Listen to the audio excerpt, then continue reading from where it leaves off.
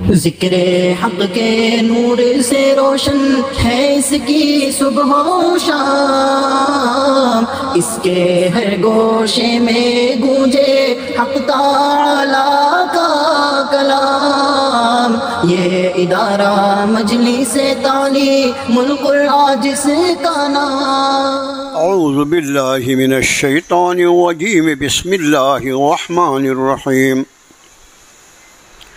یوصیکم اللہ فی اولادکم للذکر مثل حظ الانثیین فإن کن نساء فوق اثنتین فلہن ثلث ما ترک وإن كانت واحدة فلها النصف ولأبويه لكل واحد منهما السدس مما ترك إن كان له ولد فإن لم يكن له ولد وورثه أبواه فلأمه الثلث فإن كان له إخوة فلأمه الثلث من بعد وصية يوصي بها أو دين آباؤكم وأبناؤكم لا تدرون أيهم أقرب لكم نفعا فريضة من الله ان اللہ کان علیما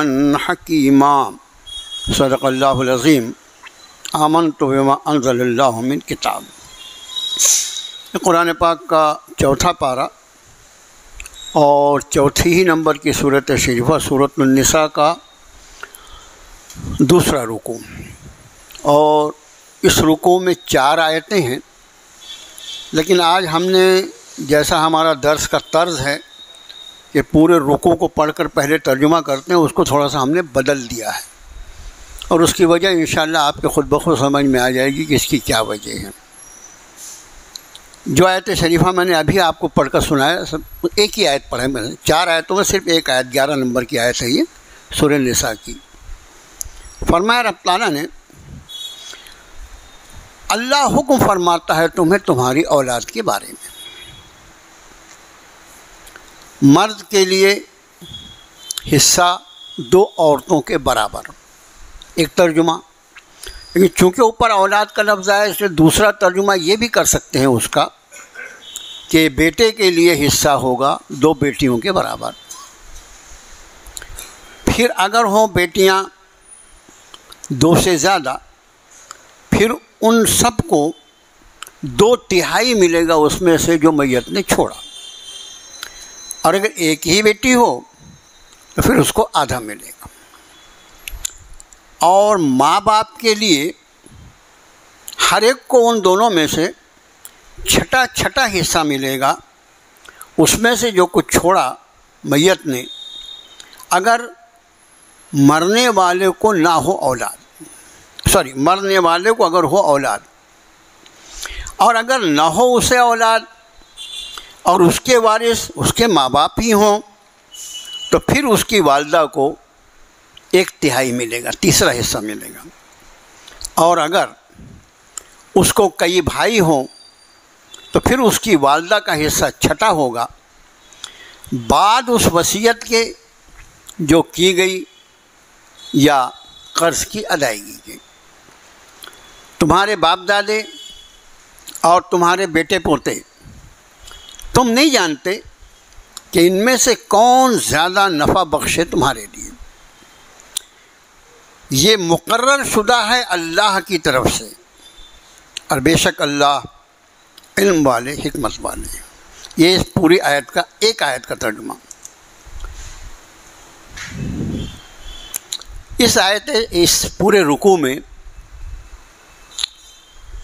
میراث کی تقسیم کے احکام کو رب تعالیٰ نے بیان فرمایا، کیونکہ ایک شخص جو اللہ کی زمین پر اللہ کی دی ہوئی زندگی گزار رہا ہے، اللہ تعالیٰ نے اس کو بہت سارے اختیارات عطا فرمائے ہیں۔ ان اختیارات میں سے ایک اختیار یہ ہوتا ہے کہ جو چیزیں اس کے ملک میں ہوتی ہیں، حالانکہ ہر چیز کا مالک حقیقی تو اللہ ہے، مالک حقیقی کسی بھی چیز کا اللہ ہے، لیکن اس کے بعد بھی وہ اس کا کرم ہے کہ اپنے بندوں کو جس چیز سے نوازتے ہیں اس کو اس کا مالک قرار دیتے ہیں۔ اب ایک شخص جو زندہ ہے اور جو چیزیں اس کو میسر ہیں کم یا زیادہ، وہ سب کی سب چیزیں اس کی ملک ہیں، وہ ان کا مالک ہے۔ لیکن کب تک؟ یہ صرف اس وقت تک جب تک اس کی سانسیں چل رہی ہیں، جب تک وہ زندہ ہے۔ اور جیسے ہی اس پر اللہ کی طرف سے موت کا فیصلہ صادر ہوتا ہے اور اس کی وفات ہو جاتی ہے، ایک شخص وفات پاتے ہی اپنی ساری چیزیں جس کا وہ مالک تھا وہ چیزیں اس کی ملکیت سے نکل جاتی ہیں، وہ چیزیں اس کی ملکیت سے نکل جاتی ہیں۔ اب جب اس کی ملکیت سے نکلی تو کس کی ہوئیں؟ ایک آدمی جو زندہ ہے، اس کا مکان ہے، دکان ہے، بینک بیلنس ہے، گاڑی ہے، فیکٹریاں ہیں، جو کچھ بھی ہیں، اس کی وفات ہوئی، بس سب چیزیں اس کی ملکیت سے نکل گئیں۔ تو اب یہ اس کا ترکہ کہلاتا ہے۔ ایک شخص کی وفات کے بعد جو کچھ وہ اپنے پیچھے چھوڑے وہ اس کا ترکہ کہلاتا ہے، کہ اس نے مال چھوڑ دیا۔ یہ مال جو چھوڑا ہوا ہے اس کا عام طور سے کوئی ایک آدمی مالک نہیں ہوتا، بلکہ اللہ عز و جل نے اس رکوع میں بنیادی طور پر تقسیم فرما دیا۔ یہ پورا علم جو ہے میراث کی تقسیم کا، یہ علم الفرائض کہلاتا ہے۔ حدیث شریف میں اللہ کے رسول صلی اللہ علیہ وسلم نے اس کو دین کا آدھا علم قرار دیا ہے، اور آپ نے فرمایا کہ قرب قیامت میں سب سے پہلے جو علم اٹھایا جائے گا وہ علم الفرائض۔ آدھا علم کیوں ہے؟ اس لیے کہ پوری شریعت مطہرہ وہ میری زندگی سے بحث کرتی ہے، میری نماز، میرا روزہ، میرے معاملات، میری تجارت، یہ سب کچھ مجھ سے بحث کرتا ہے، میری زندگی سے، پوری شریعت۔ لیکن میں مر گیا، اس کے بعد میری چھوڑی ہوئی میراث وہ کس میں تقسیم ہوگی؟ تو ظاہر ہے کہ زندگی، ایک تو زندگی، دوسری موت۔ تو زندگی کے پہلے کا حصہ جو وہ پوری شریعت اس کو کور کرتی ہے، اور زندگی کے بعد کے حصے کو چونکہ یہ کور کرتا ہے علم الفرائض، اس لیے اللہ کے رسول صلی اللہ علیہ وسلم نے اس کو آدھا علم قرار دیا۔ ہمارے یہاں جو عالم کے کورس ہوتے ہیں مدارس میں، اس کورس میں ایک کتاب پڑھائی جاتی ہے سراجی، اور یہ پوری سراجی جو ہے یہ میراث کی تقسیم پر ہی وہ کتاب لکھی گئی ہے، اور جو شخص اس کو دل لگا کے پڑھ لے اور اللہ تعالیٰ اس کو اس کے ذہن میں اتار بھی دے، اللہ اتار دے اس کے ذہن میں، تو پھر اس کے لیے تقسیم میراث کی بہت آسان ہو جاتی ہے۔ یہاں پر ہم چند اصول جو ہیں اس کو آج بیان کرتے ہیں۔ سب سے پہلے میں نے آپ کے سامنے ترجمہ کر دیا۔ پہلا حصہ جو آیت شریفہ کا ہے اس پر کچھ بات کرنے کے پہلے ایک دم آیت کے آخری حصے پہ ہم چلے جاتے ہیں، جس میں رب تعالیٰ نے فرمایا کہ من بعد وصیت یوصی بہا او دین۔ یہ پوری تقسیم جو ہوگی جو اللہ تعالیٰ بیان فرما رہے ہیں وہ اس وصیت کی پوری کرنے کے بعد جو مرنے والے نے وصیت کیا ہے یا اس پر جو قرض ہے اس کی ادائیگی، وہ دونوں کے بعد اس وصیت اپنے اس حکم پر عمل کیا جائے گا۔ تو سب سے پہلے یہ دونوں چیزیں سمجھ لیجیے۔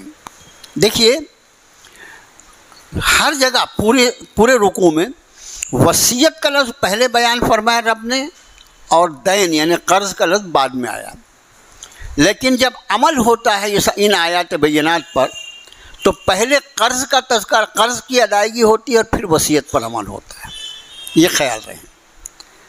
دوسری بات یہ کہ ایک شخص کی وفات کے بعد جو سب سے پہلا حق ہے وہ اس کے مال سے اس کی تجہیز و تکفین کرنا، اس کو کفن دفن جس کو ہم بولتے ہیں، اس کے مال سے، کس کے مال سے؟ مرنے والے کے مال سے اس کی تجہیز و تکفین کرنا ہے۔ ہمارے یہاں بعض عجیب و غریب رسمیں ہیں، سمجھ میں نہیں آتا کس نے کہاں سے اس کو لا کے ڈالا. پھر علماء بھی بیچارے کیا بولتے، اس لیے کہ عالم کی مانے جب نہ. ہمارے ہاں کچھ جگہ پر یہ ہوتا ہے کہ کسی خاتون کی وفات ہو جائے تو یہ ضروری سمجھا جاتا ہے کہ اس کے مائکے سے اس کے کفن کا پیسہ آنا چاہیے، کفن دفن کا خرچ. عجیب و غریب بات ہے، بیکار کی بات. اصل کیا ہے؟ شریعت مطہرہ نے کہ جو مرنے والا ہے اس کے مال سے. اب ظاہر ہے اگر بیوی کا انتقال ہو گیا تو اس کا نفقہ کس کے ذمہ تھا؟ شوہر کے ذمہ. تو اس کا کفن دفن بھی شوہر کے ذمہ ہوگا. اس کا خود کا مال ہے تو اس میں سے، لیکن شوہر یہ کہے گا نا کہ میں نے سب زندگی بھر کیا، لیکن اس کے مائکے سے کفن آئے اور وہ لوگ خرچ اٹھائیں، اس میں کچھ بھی نہیں رکھا ہوا ہے. بالکل بیکار کی بات ہے. اور دوسرا ہمارے ہاں تو میں نے دیکھا کہ خاتون کا انتقال ہو گیا. اب انتقال کے بعد میت اٹھائے گھر سے، میت گھر سے اٹھانے کے بعد اس کے میکے لے کر گئے. اور وہ میت کے لوگ پورے وہاں جا رہے ہیں، وہاں میت کو میکے میں لے گئے، وہاں آدھا پون گھنٹہ روکا، پھر اس کے بعد اس کو مسجد پہ لائے نماز. کیا تک ہے یار؟ یعنی کچھ تو عقل سے آدمی کام لے. اچھا اگر اس کی سمجھ لیجیے ہمارے یہاں کسی کا انتقال ہوا اور اس کا مائکہ کامٹی کا، تو کیا کرنے کا؟ کامٹی لائیں گے اس کو. یعنی کوئی تک نہیں ہے، غیر شرعی کام. لیکن بولتے ہوئے بھی ڈر لگتا ہے، بولے تو کیا ہوگا. بہرحال تو سب سے پہلا جو ہے اس کی تجہیز و تکفین، اس کے کفن دفن کا انتظام اس کی مال سے کیا جائے گا. وہ نہ تو پھر اس کا جو نفقہ اٹھانے والا ہے وہ کرے گا. اس کے بعد اس کے اوپر جو قرض ہے وہ ادا کیا جائے گا. مرنے والے پر جو قرض ہے وہ ادا کیا جائے گا. اور قرض کے ادا کرنے کے بعد اگر مال بچتا ہے تو پھر اس کی وصیت ڈھونڈی جائے گی، کوئی وصیت ہے کیا، پھر اس وصیت پر عمل کیا جائے گا. وصیت کے بارے میں حضرت امام ترمذی رحمۃ اللہ علیہ نے ایک باب باندھا ہے ترمذی شریف میں، لا وصیت لوارث، باب ہی باندھا. اور یہ حدیث شریف ہے پوری، لا وصیت لوارث. یہ اچھی طرح ذہن میں رکھ لو کہ یہ وصیت کرنے کا حق جو ہے وہ کسی وارث کے لیے آدمی وصیت نہیں کر سکتا. وارث کون ہے؟ جن کو میرے مرنے کے بعد میرا ترکہ ملنے والا ہے وہ میرے وارث ہیں. آج کی تاریخ میں میرے والدین نہیں ہیں، میری اہلیہ ہیں، میرے بیٹے ہیں، میری بیٹیاں ہیں. بس اتنوں میں ہی میرا ترکہ تقسیم ہوگا اس قرض کی ادائیگی کے بعد جو قرض مجھ پر ہے. اب اگر میں کچھ وصیت کرتا ہوں، میں اپنے آپ کو اس لیے بول رہا ہوں کہ آپ بولتا تو آپ ایک دم کوئی کھڑا ہوتا، میرے کو کو مار رہا تو خود ہی مرنا، ایسا لگتا نا آپ کو. اس لیے میں خود کے لیے کہہ رہا ہوں کہ بھی میری وفات ہوئی تو میرا ترکہ جو تقسیم ہوگا وہ براہ راست میری اہلیہ کو، میرے بیٹوں کو اور میری بیٹیوں کو. میرے والدین نہیں ہیں، اگر والدین ہوتے تو ان کا بھی حق ہوتا میری میراث میں. یہ اصل حقدار ہیں. اور اس ترکے کی تقسیم کے پہلے یہ دیکھا جائے گا کہ مولانا نے کسی سے کچھ لے کے بیٹھ تو نہیں گئے تھے، وہ قرض ادا کیا جائے گا. اور اس قرض کے بعد یہ دیکھا جائے گا مولانا نے کوئی وصیت کی ہے. اب یہ ہو سکتا ہے کہ میں نے وصیت کی ہوگی، وہ اللہ کا شکر ہے مجلس تعلیم القرآن کی برکت سے اللہ نے اتنا نوازا ہم کو دنیا میں، تو ایسا کریں کہ میری جو وراثت ہے اس میں سے 1 لاکھ روپیہ 2 لاکھ روپیہ جو ہے تعلیم القرآن کو ہدیہ کر دیا جائے، یا میرا فلاں مکان جو ہے وہ تعلیم. لیکن اس وصیت کے 2 بنیادی قانون ہیں، 2 بنیادی قانون اللہ کے لیے اس کو ذہن میں رکھنا. یہ وصیت پہلی، لا وصیت لوارث. اللہ کے رسول صلی اللہ علیہ وسلم نے فرمایا وارث کے لیے کوئی وصیت نہیں ہوگی. میں اپنی اولاد کے لیے کوئی وصیت نہیں کر سکتا، بیوی کے لیے کوئی وصیت نہیں کر سکتا. وصیت کرنا اس کے لیے ہے جس کا شریعتی کے اعتبار سے اس میں حصہ نہیں ہے. جس کے لیے وصیت کی جا سکتی ہے جس کا حصہ نہیں ہے، اور جس کا حصہ اللہ نے مقرر کیا اس پہ تم کون ہوتے ہو وصیت کرنے والے. کچھ کم زیادہ نہیں کیا جا سکتا، اس کو یہ دے دینا اس کو وہ دے دینا، بیکار کی بات ہے. ایسی وصیت اگر لائی جائے اس کو پھاڑ کے پھینک دیا جائے گا. تو 2 باتیں، پہلی بات کیا، وارث کے لیے جو جس کو اللہ نے وارث بنایا اس کے لیے کوئی وصیت نہیں. دوسری بات، وصیت صرف میرے چھوڑے ہوئے مال کے 1/3 کے برابر ہی جاری ہوگی. مجھے ایسا بعض ایسے رہتے ہیں ان کا گھر والوں سے خوب جھگڑا ہو جاتا ہے ایک آدھ دو کیس آپ نے بھی دیکھا ہوگا، میں نے بھی اپنی زندگی میں دیکھا ایسا جھگڑا کہ وہ ایک صاحب ہمارے یہاں بیچارے گورنمنٹ آفس سے ریٹائر ہوئے تھے، اور بعد میں نے دیکھا کہ ہماری مسجد جو مسجد وانلا سیٹ، وہاں کچھ کمرے بھی ہیں، کرائے سے رہتے ہیں لوگ، وہاں وہ دکھائی دیے مجھے. میں نے بھائی کیا بات ہے، آپ یہاں کیسے رہ رہے ہیں؟ بیوی سے اور یعنی بچوں سے جھگڑا ہو گیا، بچوں سے جھگڑا ہو گیا، ان کی بیوی کا تو انتقال ہو گیا تھا، بچوں سے جھگڑا ہو گیا. اللہ کی پناہ، محلے میں مکان ان کا تھا، بچوں کے بھی یہ توفیق نہیں کہ آ کے اپنے باپ کو منا کے لے جائیں. اور یہ بھی اب بتائیے آخری عمر میں آدمی اپنے گھر سے الگ رہے، ہوٹل میں کھانا کھائے، مسجد کے کمرے میں رہے، کیا زندگی رہے گی؟ اب ایسا آدمی غصے میں یہ بھی کر سکتا ہے کہ اچھا جو میرا مکان ہے بیٹا تم ہی اس کے مالک ہونے والے ہو، نے اس سے اٹھا کے وصیت کر دیا، یہ میرا مکان جو ہے یہ گجری بازار کی جامع مسجد کے لیے میں وصیت کرتا ہوں، جا اب رہنا تو ذرا بہت راج کر رہا ہے نا، میرے مکان میں رہ رہا ہے اور میرے کو گھر سے نکال دیا. اس نے وصیت کر دی بڑے میاں نے کہ میرے بعد یہ مکان جو ہے کسی مدرسے میں، کسی مسجد میں یا کسی بھی فلاحی کام میں دے دینا.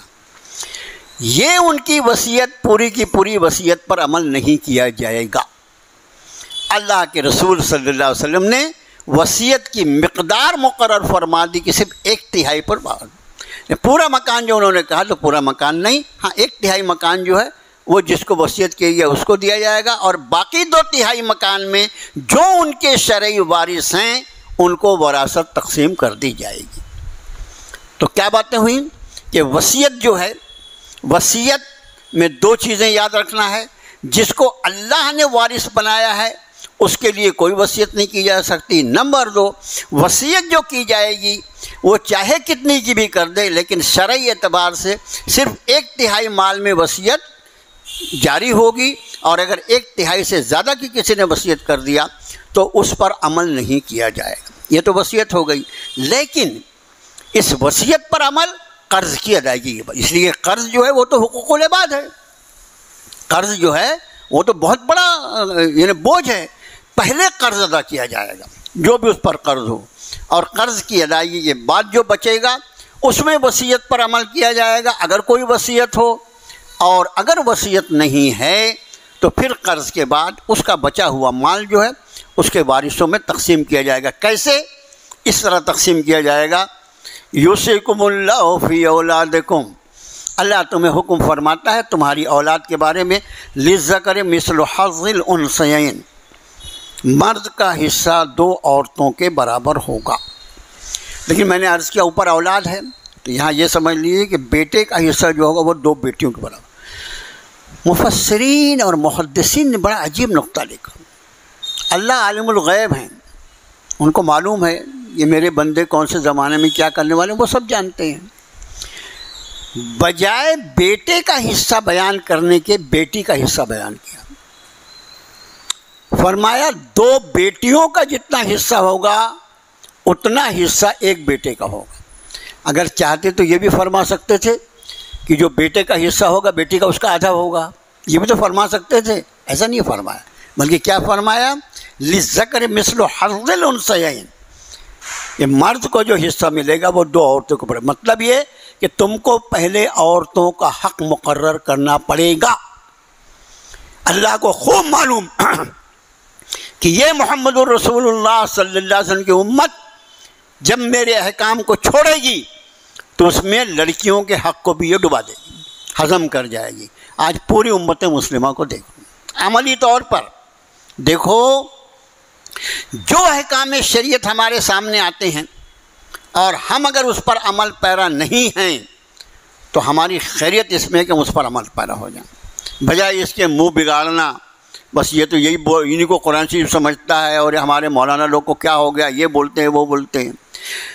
کوئی چیز ایک آدمی جو چھوڑ کے مرتا ہے جب تک اس میں ترکہ تقسیم نہ کر دیا جائے اس کا 1 پیسہ استعمال حرام ہے، اس لیے کہ وہ مشترک پراپرٹی ہے، اور مشترک پراپرٹی کوئی ایک آدمی اس کو استعمال نہیں کر سکتا جب تک کہ سب کی اجازت نہ ہو.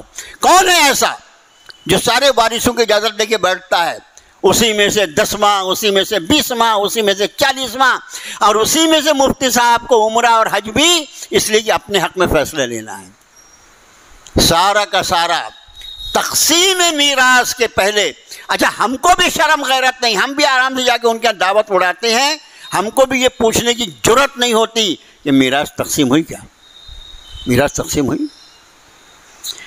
حضرت صحابہ کرام رضوان اللہ تعالی علیہم اجمعین کا جو دور ہے, دور رسالت, ابھی بھی ہمارے یہاں ہوتا ہے نا, میت کو دفن کر کے اس کے گھر پہ واپس آتے ہیں, ہمارے یہاں بیٹھ کے پھر اس کو تھوڑا سا صبر شکر کی تلقین کرتے ہیں اور اس کے بعد دعا کرتے ہیں, اڑ جاتے ہیں. یہ کام کرنے کا نہیں ہے, وہ پہلے سے اس کو صبر آ گیا ہے, اس کو صبر پہلے سے آ گیا ہے, یہ کام کرنے کا نہیں ہے. عہد رسالت میں صحابہ میت کو دفن کر کے واپس آتے تھے تو آ کر دروازے پہ یہ پوچھتے تھے مرنے والے نے کیا چھوڑا ہے, لاؤ ہم اس کی میراث کو تقسیم کرتے. آج بھی سعودی میں ہزار خرابیاں ہیں ان کے اندر, لیکن کچھ خوبیاں ایسی ہیں انہی کی برکت سے اللہ نے ان کو عطا فرمایا ہے.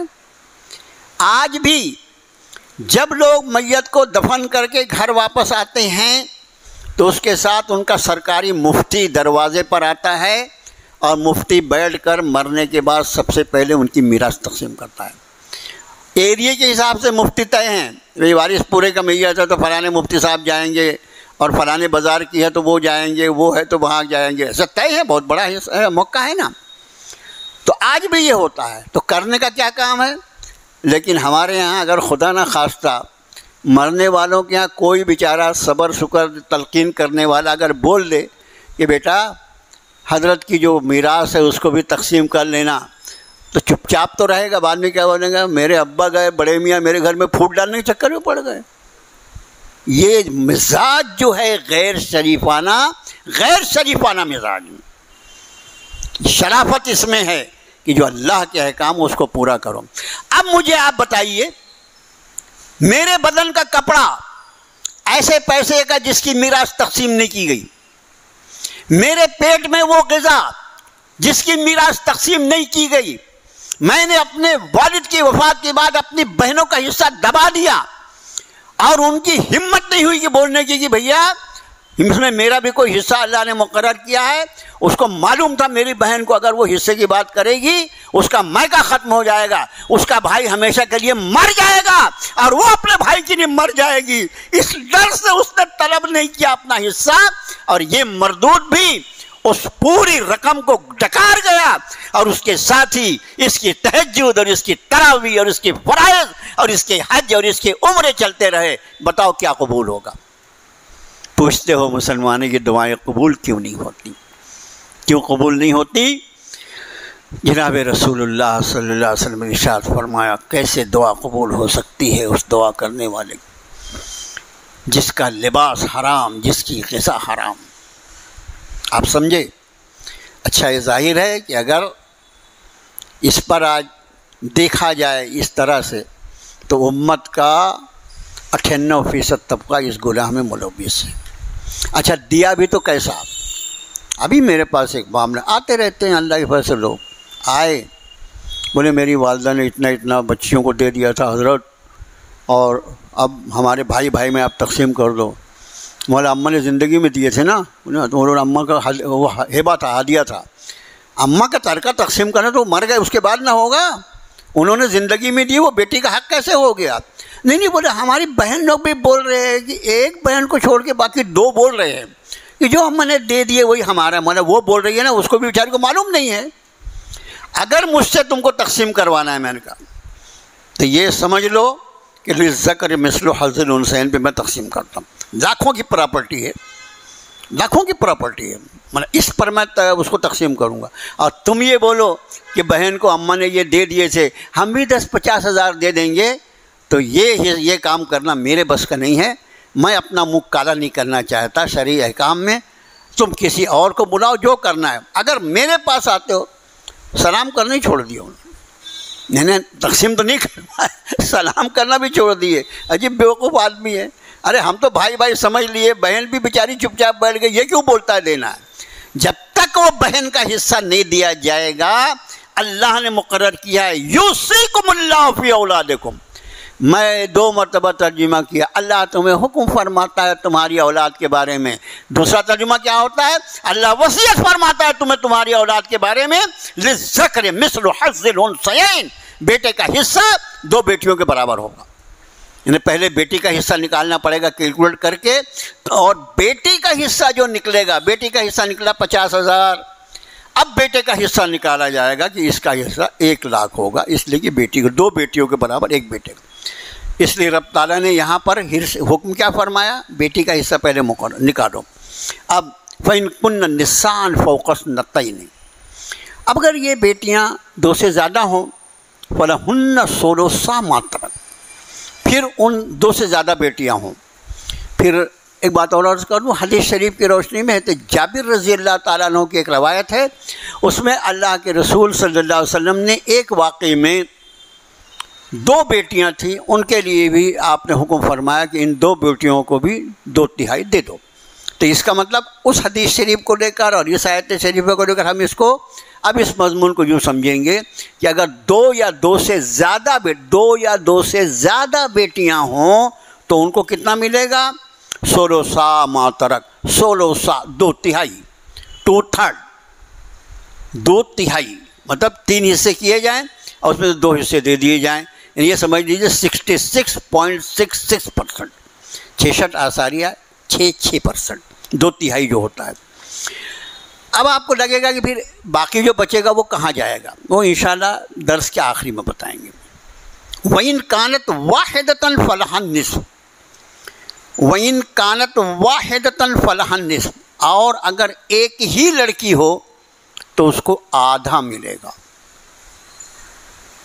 آپ قانون دیکھو، 2 لڑکیاں 2 یا 2 سے زیادہ ہوں تو رب تعالیٰ کا ارشاد یہ ہے، اور حدیث مبارکہ میں جو حکم فرمایا آپ نے اس کی روشنی میں 2 یا 2 سے زیادہ، یعنی یہاں کس کا تذکر؟ صرف لڑکیاں، لڑکا نہیں ہے، صرف لڑکیاں ہیں، اور 2 یا 2 سے زیادہ لڑکیاں ہیں تو ان کو 2/3 دیا جائے گا، 1/3 بچ جائے گا، وہ 1/3 جو ہے وہ باقاعدہ اس کے حقوق ہیں وہ دے دی جائیں گے۔ اور وَإِن كَانَتْ وَاحِدَةً فَلَهَا النِّصْفُ، اور اگر ایک ہی لڑکی ہو کسی کو تو اس کو آدھا ملے گا۔ مطلب اگر کسی آدمی کی وارث صرف بیٹی ہو، اور وارثوں کا تذکرہ بعد میں آ رہا ہے، ابھی تو بیٹے اور بیٹی کی بات چل رہی ہے، کسی آدمی کی وارث ایک بیٹی ہو اکیلی تو اس کو آدھا ملے گا، باقی آدھا کس کو جائے گا وہ انشاءاللہ بعد میں بتائیں گے۔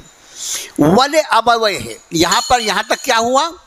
اچھا ایک بات، جب رب نے یہ فرمایا کہ اگر اس کی ایک ہی بیٹی ہو تو اس کو آدھا ملے گا، اگر اس کو ایک ہی بیٹا ہو تو کتنا ملے گا؟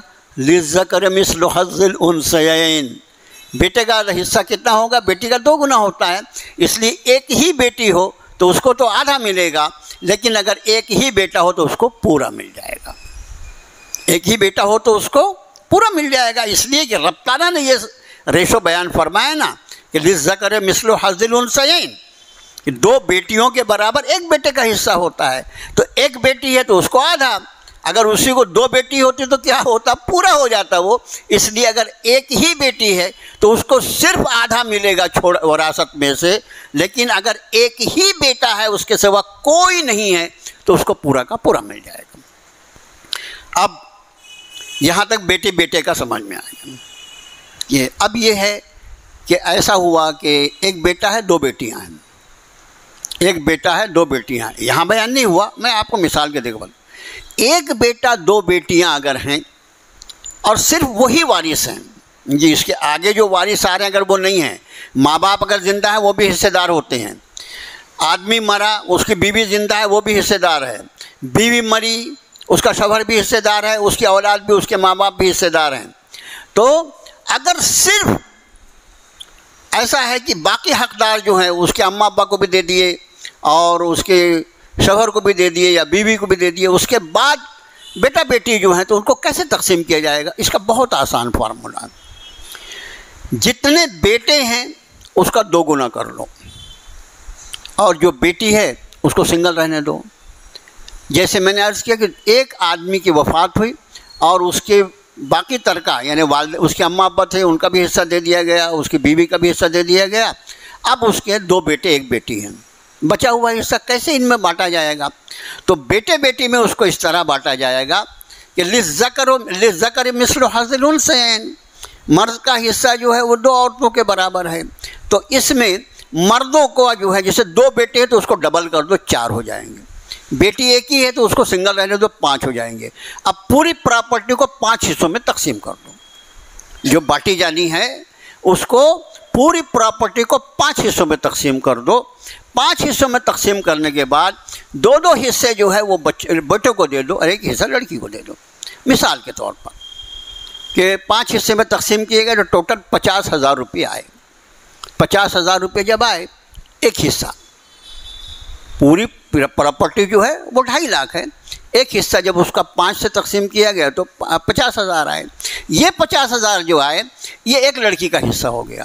1 لڑکی کو 50,000. اب دونوں لڑکے ہیں تو لڑکے کو لڑکی کا ڈبل کر کے دینا ہے، تو 50 کا ڈبل 1 لاکھ ہوتا ہے. تو 1 لڑکے کو 1 لاکھ، دوسرے لڑکے کو 1 لاکھ. اب ظاہر ہے پورا 2.5 لاکھ بڑھ گیا.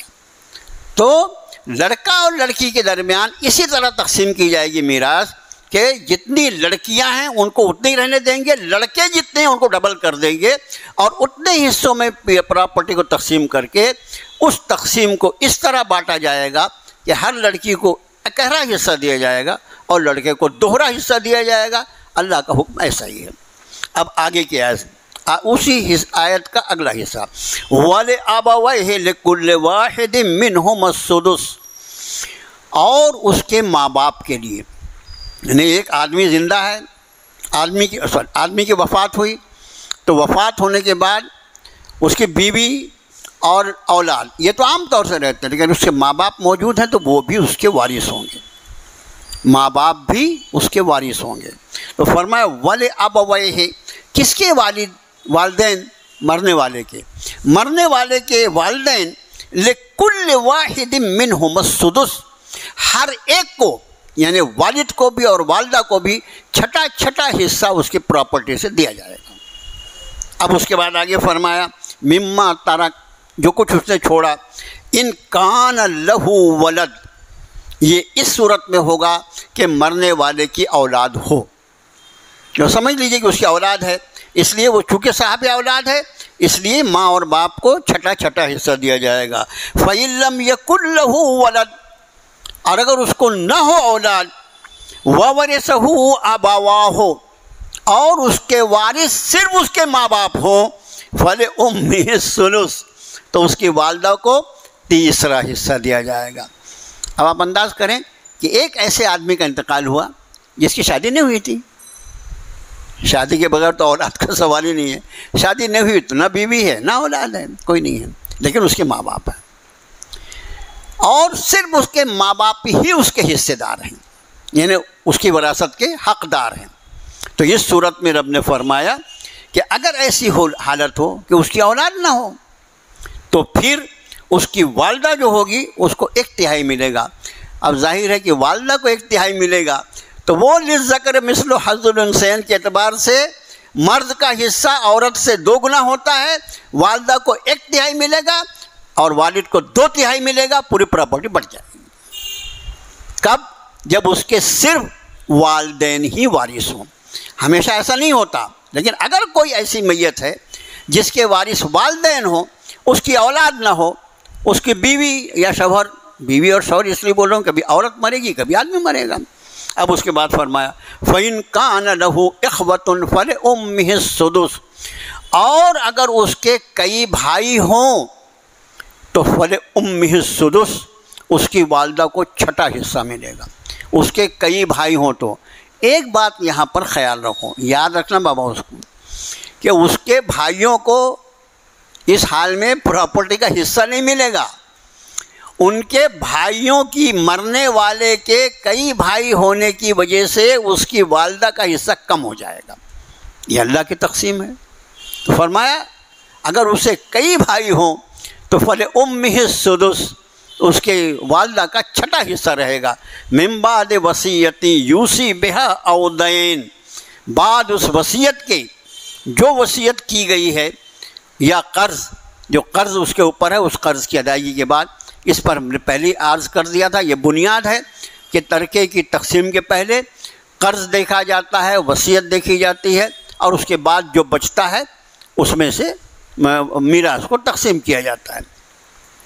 آباؤکم و ابناؤکم، تمہارے باپ دادا اور تمہارے بیٹے پوتے، لا تدرون ایہم اقرب لکم نفعا، تمہیں نہیں معلوم کہ ان میں سے تمہارے نفع کے اعتبار سے کون زیادہ قریب تر ہے۔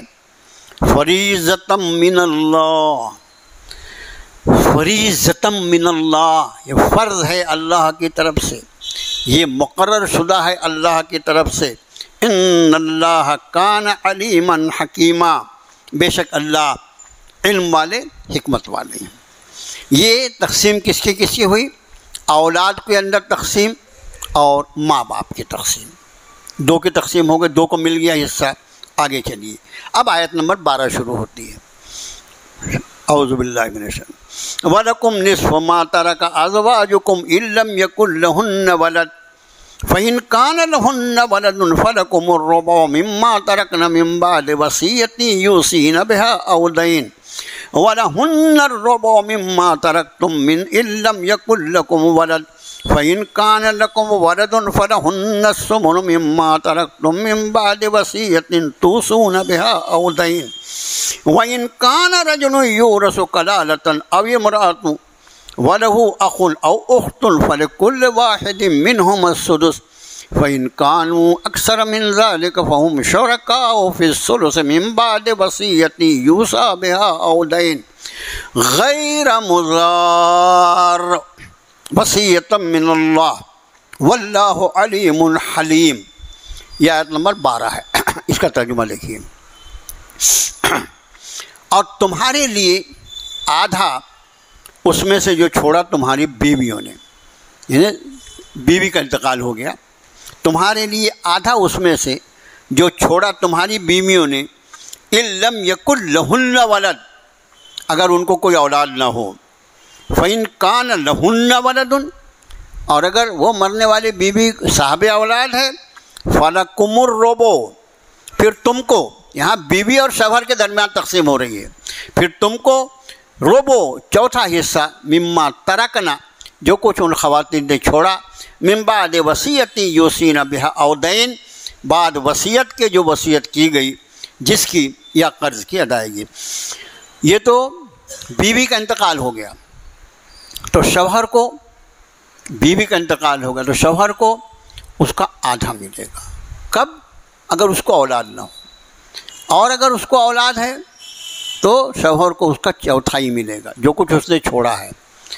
اس کو اولاد، یہ ذرا لفظ دیکھو، اس کو اولاد، اس عورت کو اگر اولاد ہے تو شوہر صاحب جو ہیں ان کو چوتھائی ملے گا، پھر آدھا نہیں ملے گا۔ بے اولاد ہے بیچاری تو ان کو آدھا مل جائے گا، باقی آدھا وہ اس کے ماں باپ کے اوپر تقسیم ہوئی نا، ماں باپ کا حصہ ہوگا، ماں باپ کو تو حصہ ملے گا نا۔ اور اب اس کی اولاد جب رب تعالیٰ فرماتے ہیں تو اس اولاد سے مراد اسی شوہر کی اولاد ہونا ضروری نہیں ہے، بلکہ ہو سکتا ہے کہ جب اس نے اس خاتون سے نکاح کیا تھا تو وہ دوسرے گھر سے بھی اولاد لے کر آئی تھی، اس لیے یہاں اولاد کس کی فرما رہے ہیں رب تعالیٰ؟ اس عورت کی اولاد، اس شوہر کی اولاد نہیں۔ شوہر کی اولاد ہو تو بھی، اور اگر کسی دوسرے شوہر کی اولاد اس کے پاس ہو تو بھی، اگر وہ صاحب اولاد ہے تو پھر شوہر صاحب کو جو ہے اس کو جو ہے وہ آدھا نہیں ملے گا بلکہ ایک چوتھائی ملے گا۔ اس لیے ایک چوتھائی ملے گا کہ اب اولاد کا بھی حصہ لگنا ہے نا اس میں، بے اولاد ہوتی تو اولاد کی حصہ نہیں تھا، اس لیے شوہر کو آدھا دیا تھا رب تعالیٰ نے۔ لیکن اگر وہ صاحب اولاد ہے، وہ اولاد چاہے اس شوہر سے ہے یا کسی اور شوہر سے ہے، اس حال میں شوہر صاحب کو ایک چوتھائی ملے گا، اور باقی جو ہے 3/4 اس میں ماں باپ کا اوپر اللہ نے تقسیم کیا، ماں باپ کو جائے گا اور پھر اولاد کو چلا جائے گا۔ فَإِن كَانَ لَهُنَّ وَلَدٌ، اب اور اگر ہو انہیں اولاد، فَلَكُمُ الرُّبُعُ، تم کو چوتھائی حصہ، مما ترکن من بعد وصیت یوصین بہا او دین، اس وصیت کے بعد جو انہوں نے کیا یا قرض جو ان کے اوپر تھا۔ وَلَهُنَّ الرُّبُعُ، اب کیا ہوا؟ شوہر کا انتقال ہوا. پہلے بیوی مر گئی تو اپنے کو بہت اچھا لگا، گئی اپنے کو مل گئی میراث. اب اپنے بھی تو انتقال کرو بھائی. فرمایا وَلَهُنَّ الرُّبُعُ. اور یہ ضمیریں جو ہوتی ہیں ان کا کتنی اہمیت ہوتی ہے ترجمے میں. وَلَهُنَّ، ہن کس کی ضمیر ہے؟ مؤنث کی ہے. تو ان خواتین کو یعنی ان بیویوں کو ربع چوتھائی حصہ مما ترکتم، اس میں جو تم نے چھوڑا. کب؟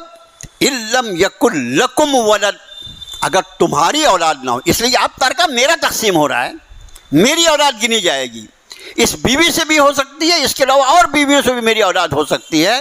اس لیے اب مرنے والا چونکہ میں ہوں اس لیے میری اولاد کو کنسیڈر کیا جائے گا. فرمایا اگر تیری اولاد نہیں ہے تو اس کو چوتھائی حصہ ملے گا، اور اگر اس کی اولاد، اگر تیری اولاد ہے تو فَإِن كَانَ لَكُمْ وَلَدٌ، اگر تم کو اولاد ہے شوہر کو تو فَلَهُنَّ الثُّمُنُ، پھر ان بیویوں کو 8واں حصہ ملے گا. اب دیکھیے، عورت بے اولاد تھی تو شوہر کو آدھا دیا، عورت صاحب اولاد تھی تو شوہر کو چوتھائی حصہ دیا. اب جب شوہر مرا تو اگر یہ شوہر صاحب اولاد تھا تو بیوی کو عام حالات میں اگر صاحب اولاد ہے تو 8واں حصہ، اور اگر اس کی اولاد نہیں ہے تو اس کو چوتھا حصہ دیا. آپ دیکھو ایک اور دو کا، سنگل اور ڈبل کا فرق رہتا ہے. وہی للذکر مثل حظ الانثیین کا قانون یہاں بھی چلتا ہے. پھر اسی وصیت کے بعد جو کچھ کیا تم نے اور جو تمہارے اوپر قرض ہے. وَإِن كَانَ الرَّجُلُ يُورَثُ كَلَالَةً، اور اگر ہو کوئی مرد کلالہ، اب امراتن یا کوئی عورت. اب یہ کلالہ کس کو بولتے ہیں؟ سونا، کلالہ ایک خاص لفظ ہے. کلالہ اس مرنے والے کو، اس شخص کو کہا جاتا ہے. پراپرٹی کس میں تقسیم ہوتی ہے؟ اس کے باپ دادا ہوں یا اس کی اولادیں ہوں، انہیں میں تقسیم ہوتی ہے نا.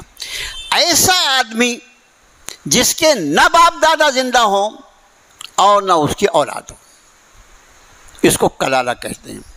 مطلب اصل جن کے درمیان تقسیم ہونے والی ہے پراپرٹی.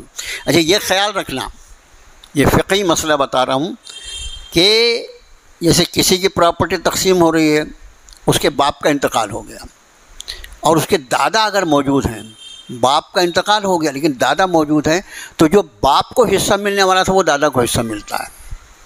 یہ تفصیلات جو ہیں یہ فقہ کی کتابوں میں آپ کو ملے گی. اور میرا معروضہ یہ ہے کہ کوئی بھی ایسا معاملہ، چاہے کسی کا 100 روپیہ تقسیم کرنا ہو، ہمارے پاس اللہ نے ایک ایسی چیز رکھی ہے، ہمارے علماء، ہمارے مفتیان کرام، ہمارے مدارس، ہمارے دارالقضاء، یہاں جا کر ہم مفتی صاحب کو اپنا پورا معاملہ ایمانداری سے لکھا جائے، ایمانداری سے بتایا جائے کیا کچھ اس نے چھوڑا ہے، نمبر 1، اور کون کون اس کے رشتہ داروں میں موجود. آپ دیکھیں کہ یہ نہ ہو تو ایسا ہوتا ہے، وہ ہو تو ایسا ہوتا ہے، تو وہ سب بیان کر دیا جائے کہ حضرت آج کی تاریخ میں ہمیشہ یہ خیال رکھو کہ میراث انہی میں تقسیم ہوتی ہے جو میراث کی تقسیم ہونے کے دن موجود رہتا ہے. میراث کس میں تقسیم ہوگی؟ یہی وجہ ہے کہ کسی آدمی کا بیٹا اس کی زندگی میں مر گیا.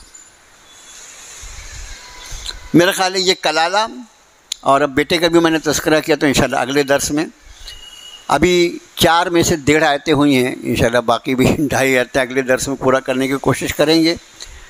بہت دلچسپ مضمون ہوتا ہے، اور اس سے زیادہ دلچسپ بات یہ ہے کہ یہ ان عمومی گناہوں میں، جیسے نماز، 90% امت تارک الصلاۃ، نماز چھوڑ دی اس نے، ویسے 90 سے بھی زیادہ پرسنٹیج مسلمانوں کا وہ ہے جو تقسیم میراث کو اللہ معاف فرمائے. جس قرآن میں اللہ نے نماز فرض کیا، روزہ فرض کیا، اسی قرآن کے احکام ہے بھائی یہ. اور حیرت کی بات ہے، نماز کا لفظ قرآن میں موجود ہے، نماز کی شکل جو ہے وہ محمد الرسول اللہ سے سیکھنا ہے. روزے کا لفظ موجود ہے، روزے کی سحر و افطار محمد الرسول اللہ سے سیکھنا ہے. حج کا لفظ موجود ہے، حج کے احکام محمد الرسول اللہ سے سیکھنا ہے. زکوٰۃ کا لفظ موجود ہے، اس کی تفصیلات محمد الرسول اللہ سے سیکھنا ہے، لیکن جب میراث کی بات آئی تو میراث کی جب بات آئی تو اس نے محمد الرسول اللہ پہ نہیں چھوڑا، اللہ نے خود ہی تقسیم کر دیا۔ کتنا اہم ہوگا یہ حکم، کتنا اہم ہوگا یہ حکم۔ یہ آپ سراجی پڑھیں گے تو اس میں ابتدائی میں یہ جملے مل جائیں گے جو آپ سے عرض کر رہا ہے آپ کا خادم، کہ یہ وہ احکام ہیں جو اللہ نے اپنے نبی کے بھی حوالے نہیں کیا بلکہ خود اس کو تقسیم کیا، اس پر پورا کرنا کتنا ضروری ہوگا۔ اور پھر اسی رکوع کی آخری آیت جو اس کے تیور ہیں کہ اگر کوئی ان احکام کو نہ مانے تو اس کا کیا حشر ہوگا، انشاءاللہ اگلے درس میں ہم اللہ سے دعا کرتے ہیں اللہ تعالیٰ ہمیں اور پوری امت مسلمہ کو اپنی کتاب پر عمل پیرا ہونے کی توفیق عطا فرما، اپنی دین پر عمل پیرا ہونے کی توفیق عطا فرما۔ اللہ ایک ایک اپنے نبی کے امتی کو اپنا اور اپنے نبی کا وفادار بنا لے، اور اللہ ہمیں اسی وفاداری میں زندگی اور اسی وفاداری کے ساتھ موت عطا فرمانا۔ وصلی اللہ تعالی علی خیر خلقہ محمد و آلہ و صحبہ۔